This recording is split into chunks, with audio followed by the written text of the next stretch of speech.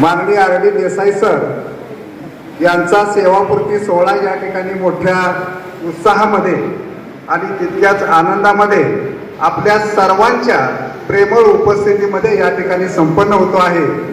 तसं पाहिलं तर या सोहळ्यासाठी मान्यवरांची खूप मोठ्या प्रमाणामध्ये मांदियाळी इथं जमलेली आहे आणि उन्हाचा तडाखा त्याचप्रमाणे वेळेचं बंधन लक्षात घेता मी त्यांचा नामोल्लेख टाळू इच्छितो, परंतु उपस्थित सर्वांच्या प्रती मी मनपूर्वक कृतज्ञता व्यक्त करतो। आदरणीय व्यासपीठ आणि तितकेच आदरणीय व्यासपीठापुढं उपस्थित असणारी सर्व मंडळी, तसं पाहिलं तर जीवनामध्ये कुणी कुणाच्या यावं हे खरं आपण ठरवत नाही, तर ती नियती ठरवत असते। परंतु जीवनामध्ये आयुष्यभर कुणी राहावं हे मात्र आपला स्वभाव ठरवत असतो आणि मैत्री काय कुणी भेटला की लगेच एका दिवसात होत नसते, त्याच्यासाठी काही वेळ जावा लागतो, काही मैत्री फुलण्यासाठी आपुलकी प्रेम जिव्हाळा निर्माण व्हावा लागतो।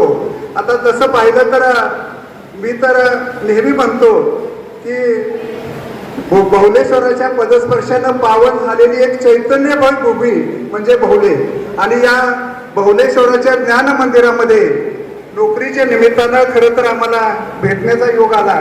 एक 2-3 वर्ष आम्ही एकत्रित काम केलं, त्यानंतर फारशी आमची भेट होत नव्हती, परंतु तरी सुद्धा भेट झालीच पाहिजे असं काही नाही। मैत्री होण्यासाठी शक्यतो मनाचा जिव्हाळा असावा लागतो, तो आमच्यामध्ये होता।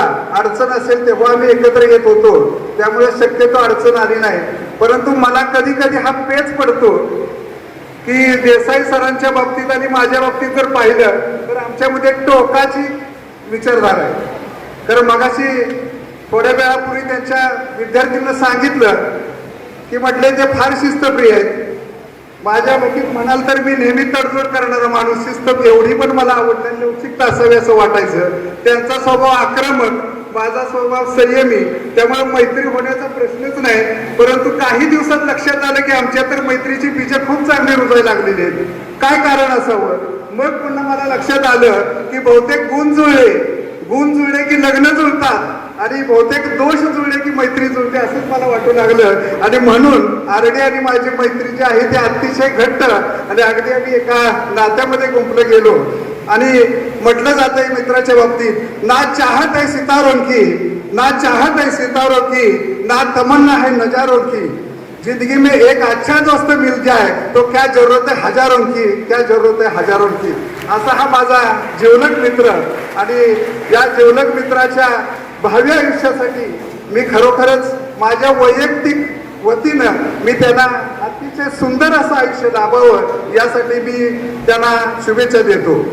आता त्यानंतर पाहिलं तर स्वामी विवेकानंद विषय म्हटलं जातं की वाणीमध्ये माधुर्य होतं, वृत्तीमध्ये औदार्य होतं, बुद्धीमध्ये चातुर्य होतं आणि रूपामध्ये सौंदर्य होतं। आणि या त्यांच्या सद्गुणामुळं त्यांनी सगळ्या जगाला आकर्षित केलं, आणि केवळ आकर्षित केलं नव्हे तर सगळं जग त्यांनी घडवलं। पण ते एका ठिकाणी सांगतात की जर मला काही जिद्दी माणसं दिली, काही प्रामाणिक दिली आणि अगदी निस्वार्थी दिली, तर मी केवळ देश नव्हे तर अख्खा जग बदलू शकतो। आणि खरोखरच त्यांनी ते करून दाखवलं। तसंच जर चांगली माणसं काही चांगल्या ध्येयानं जर एकत्र आली तर काय घडू शकतं हे माननीय सचिन नलवडे सर यांनी पटवून दिलेलं आहे। त्यांनी त्यांचाच क्रायटेरिया वापरला, आणि शिक्षण क्षेत्रामध्ये आज समस्या खूप आहेत, आणि मग अशी लोक एकत्र करूयात आणि त्यातून एखादा ग्रुप करूयात, आणि त्यातूनच मला वाटतं ग्रुप मित्र गारव्यासारखा नावाचा आमचा एक परिवार तयार झाला। आणि हा जो परिवार आहे त्याच्या मार्फत आम्ही सगळी मंडळी, तसं पाहिलं तर 2 डोळे शेजारी आणि भेट नाही संसार ही साधारण म्हण असते, परंतु आमच्या बाबतीत तशी नाही। आम्ही पाटण तालुक्यातील मंडळी आहोत, कराड तालुक्यातील मंडळी आहोत, आणि आम्ही कसं काय एकत्र राहतो हे खरंच न म्हणजे सुटणारं कोड आहे। कुणीही म्हणजे अगदी एकत्रित सगळे असतात, एक दिलानं काम करतात। आणि खरंच मला तर असं वाटतं की हा जो कृष्णा कोयनेचा जगप्रसिद्ध जो प्रीती संगम आहे त्याला बहुतेक या आमच्या सुद्धा या मैत्रीला तो किनारा लाभलेला असावा। तर अशा पद्धतीनं हा जो ग्रुप आहे, आणि मग प्रश्न पडला की ह्या मित्र गारव्यासारखंच का नाव दिलं असेल नलवडे सरांनी, तेव्हा माझ्या लक्षात आलं की आज शिक्षण क्षेत्रामध्ये प्रचंड मोठ्या समस्या निर्माण व्हायला लागलेल्या आहेत. एक प्रकारे गोरगरिबाचं शिक्षण राहील की नाही अशी परिस्थिती आहे. मग आता एक प्रकारे हा वणवा लागलेला आहे, शिक्षण विरोधी वणवा लागलेला आहे, तो गार करावा म्हणून बहुतेक मित्र गारव्यासारखा हा ग्रुप तयार झालेला असावा आणि त्याच्या मार्फत खूप काही कामं झालेली आहेत. अनेक JR रद्द करायचं सुद्धा झालेलं आहे. काही वेळा समस्या आहेत त्या मिटवलेल्या आहेत. एक आता मध्ये राज्यस्तरीय अधिवेशन कराडमध्ये ऐतिहासिक करून दाखवलं. हे केवळ संघटनेचं बळ असतं. आम्ही सगळी मंडळी त्यामध्ये पोलीस सेवानिवृत्त असो किंवा त्याच्यामध्ये कार्यरत असो, सगळी मंडळी अगदी एक दिलानं काम करतात आणि म्हणूनच त्याचं खरं तसं पाहिलं तर यश आहे. कारण म्हटलं जातं की जसे मित्र तसंच चरित्र असतं, जैसी संगत वैसी रंगत असं म्हटलं जातं, ते चुकीचं नाही. आणि हा जो आमचा मित्र आहे RD, ते सुद्धा याच्यामध्ये इतके पुढे असतात. एक फ्रंटचा आमचा कार्यकर्ता आहे आणि उलट आम्हाला आनंद आहे की ते आता सेवानिवृत्त होत आहे, म्हणजे अधिक वेळ आमच्यासाठी देतील. आणि RD, मी तुम्हाला विनंती करतो की आम्ही तुमच्या पाठीशी आहे.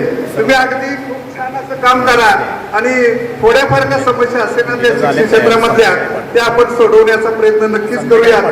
आणि मध्ये गेल्या मला वाटतं आठवड्यामध्ये एक इप्सॉस ग्लोबल ट्रस्ट नावाचा एक सर्वे झाला होता 31 देशामध्ये, त्यामध्ये भारत सुद्धा होता. आणि मग त्याच्यामध्ये एक निष्कर्ष असा आला की भारत देशामध्ये सर्वात विश्वासू कोण असेल तर तो शिक्षक.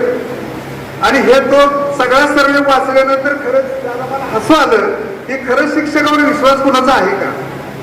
कारण शासन तर आमच्यावर काही मात्र विश्वास ठेवत नाही.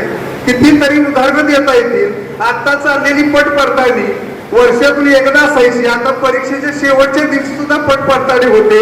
हा आमच्यावरचा विश्वास म्हणायचा का? म्हणजे या ज्या समस्या आहेत त्या प्रचंड मोठ्या प्रमाणामध्ये उद्भवणारच आहेत. मग या सोडवण्यासाठी आपल्यासारख्या शिक्षण क्षेत्राच्या मंडळीच पुढे यायला पाहिजे. आणि मला वाटतं आमचा हा मित्र सुद्धा त्याच्यामध्ये अगदी पुढाकार घेईल. आम्ही सुद्धा त्यांना साथ देऊ. आणि खरं तर RD आता सेवानिवृत्त होत आहेत. सेवानिवृत्ती हा काय प्रवासाचा शेवट नाही, दुसरी काय RD छानपैकी अगदी जीवनाचा उत्सव करायचा आणि जगायचं, मनचाहे कामं करायची. कारण जगताना अनचाहे आणि मनचाहे हा प्रकार आहे. आता सेवानिवृत्तीनंतर अनचाहेचा काही प्रश्नच नाही. अगदी मनचाहे कामं करा आणि अतिशय सुंदर असं जीवन जगा. सगळ्यांना वाटलं पाहिजे बहुतेक सेवानिवृत्तीनंतर चांगलं जगता येतं, इतकं सुंदर तुम्ही जगा. आणि तुमच्या भावी आयुष्यासाठी हा जो आमचा मित्र गारव्यासारखा परिवार आहे त्या सगळ्या तमाम मित्रमंडळीच्या वतीनं आणि माझ्या सह्यागिरी शिक्षण संस्थेच्या वतीनं आपल्या भावी आयुष्यासाठी, आनंदमय जीवनासाठी, निरोगी आयुष्यासाठी मी अगदी मनपूर्वक शुभेच्छा देतो आणि थांबतो.